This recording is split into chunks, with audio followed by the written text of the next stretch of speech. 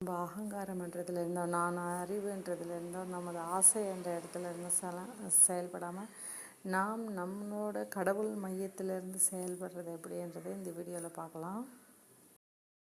நம்ம அவங்கள மாதிரி இவங்கள மாதிரின்றது நம்மளுக்குள்ளே இருக்க நம்ம சேமித்து வச்சிருக்க மெமரியினுடைய மாதிரி அனுபவம்னு சொல்கிறோம். அதே மாதிரி உடல் சேர்த்து வச்சுருக்கிறது அந்த ஏற்கனவே இருக்கிற சொல்யூஷன்ஸ் மெமரியில் இருக்க சொல்யூஷன்ஸ். அவங்கள மாதிரி இவங்கள மாதிரி இருக்கக்கூடாது, நம்ம மாதிரி இருக்கணும்னு சொல்கிறோம்.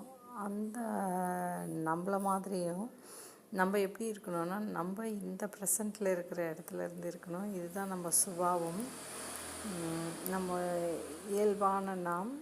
இதெல்லாம் மெமரி நாம்ஸ்.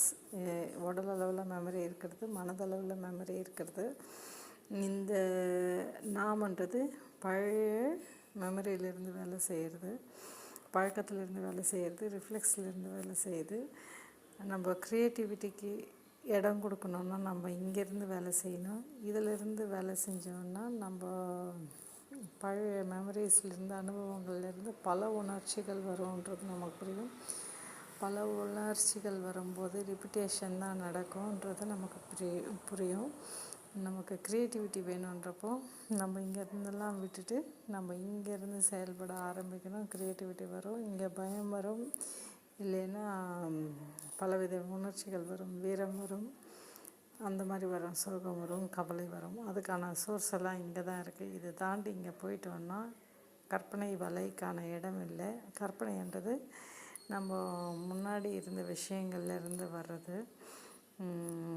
அதனால் அதில் அங்கேருந்து கற்பனை வருதுன்னா இங்கே இருக்கிற நமக்கு நடந்தது நம்மளன்ற சின்ன ஐயினுடைய மெமரியிலேருந்து, மசில் மெமரி, மாலிகுலர் மெமரியிலேருந்து நம்மளோட பிரெயின் மெமரி வரலும் வந்ததுன்னா அது சின்னது, நான் எனதுன்ற இடத்துல இருந்து வர்றது.